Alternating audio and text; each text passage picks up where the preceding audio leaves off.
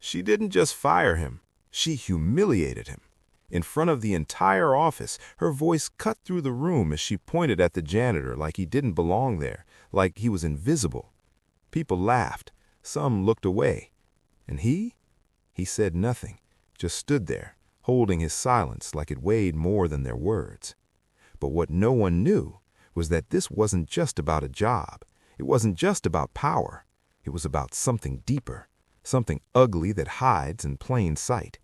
Because the man they looked down on wasn't who they thought he was. And when the truth finally came out, it didn't just shock the room. It exposed something far bigger than one moment of cruelty. The question is, how far can disrespect go before it turns into something no one can ignore? Every morning he arrived before anyone else. Quiet, consistent, almost invisible. The kind of person people passed without a second glance. His name was Daniel, but around the office, no one really used it. To them, he was just the janitor. He moved through the building with a calm rhythm, cleaning desks, emptying trash, fixing small things no one else noticed. Some employees nodded politely, most didn't. A few made it clear he didn't belong in their world. But Daniel never reacted. He kept his head down, his work precise, his presence steady, as if he understood something they didn't, as if he was waiting. Upstairs, everything was different. Sharp suits, loud meetings, confident voices filling grass-walled offices.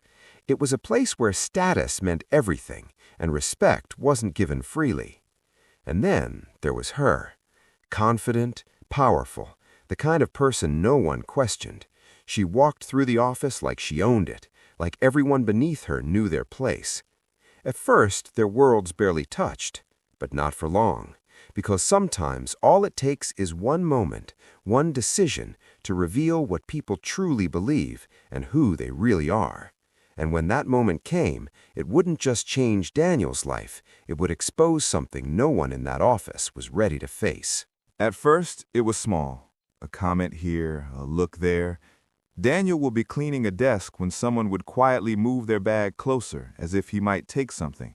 Conversations would stop when he walked into a room, only to resume once he left. It wasn't loud, it wasn't obvious, but it was there. Constant, suffocating, mid-meeting. They didn't pause, didn't acknowledge him. One of them waved their hand impatiently, signaling him to hurry up, like he was an inconvenience in a space he had just finished preparing for them. Daniel nodded, stepped aside, and left without a word. But behind him, the whispers followed. Low voices, subtle laughs, assumptions spoken just loud enough to be heard, but quiet enough to be denied. He kept going. Day after day, moment after moment, he absorbed it all. The looks, the tone, the unspoken message that he was less than everyone else in that building. Until the day everything changed. It started like any other morning. The office was busier than usual. Important clients were visiting, and tension filled the air. Daniel moved quickly, making sure every corner was spotless, floors shining, glass streak-free, everything perfect. Because he knew, on days like this, mistakes weren't forgiven. And then, it happened. A loud voice cut through the room. Sharp, angry, public. Everyone turned. She stood near the center of the office, her expression tight with frustration. Her eyes locked onto Daniel instantly, like she had been waiting for someone to blame. Within seconds, the attention shifted completely onto him. The room fell silent. Daniel paused, confused but calm, standing there as dozens of eyes fixed on him. He hadn't said anything, hadn't done anything out of the ordinary, but it didn't matter.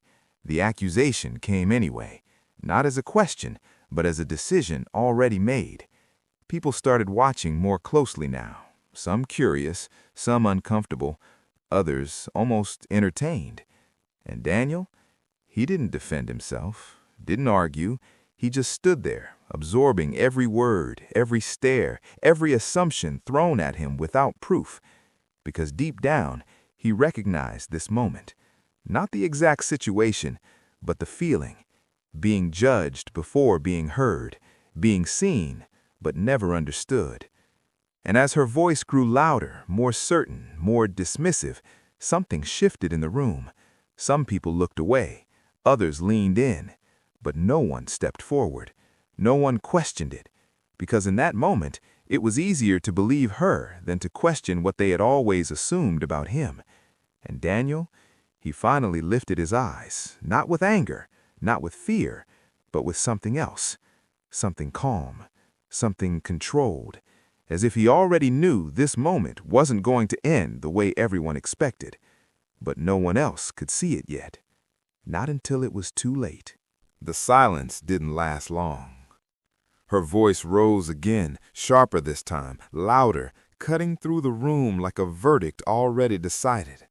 She stepped closer, pointing, her words no longer just frustration, but accusation. Public, personal, final. And then it happened. Pack your things, you're done here. No warning, no questions, no chance to explain. Just like that, she ended it. A few people gasped, others froze, some lowered their eyes, pretending to be busy, anything to avoid being part of what was unfolding right in front of them. Daniel didn't move. For a moment, the entire office seemed to hold its breath, waiting, watching, expecting him to react, to defend himself, to argue, to break under the weight of it all. But he didn't. Instead, he slowly placed the cleaning cloth down, his movements calm, controlled, almost deliberate.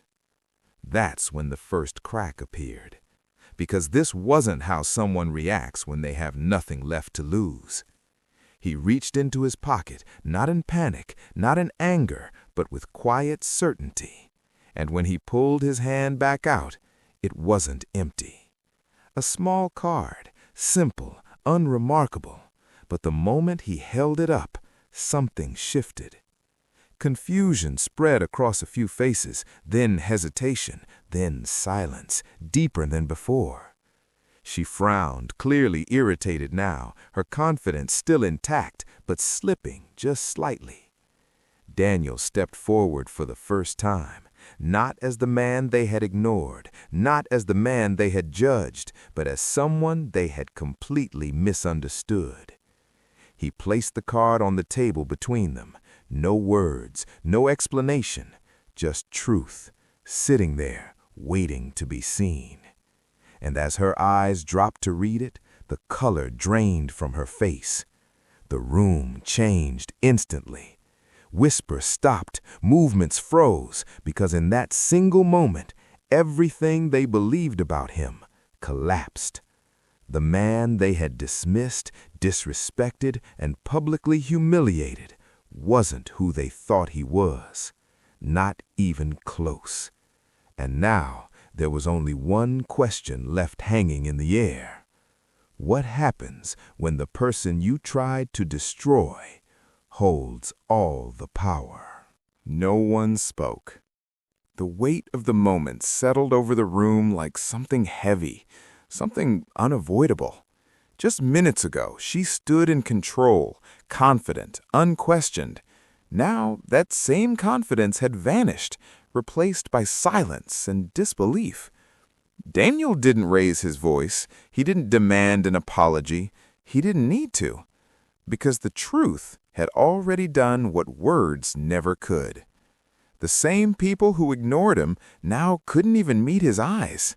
The whispers were gone, the assumptions exposed, and for the first time, the room saw him, not as a role, not as a label, but as a person they had completely misjudged.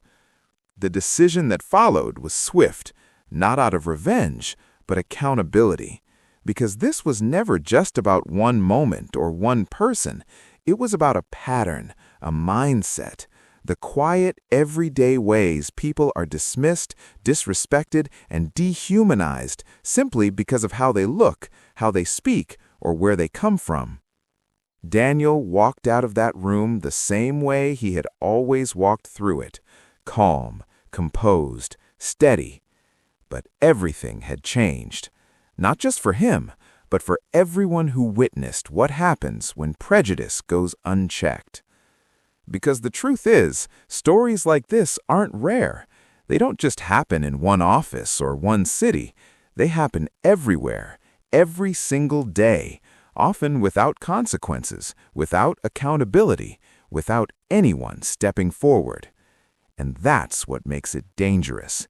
It hides in silence, it grows in assumptions, and it survives when people choose to look away. So, the question isn't just what happened in that room. The real question is, how many times has something like this happened around us, and we said nothing? And more importantly, next time, will we?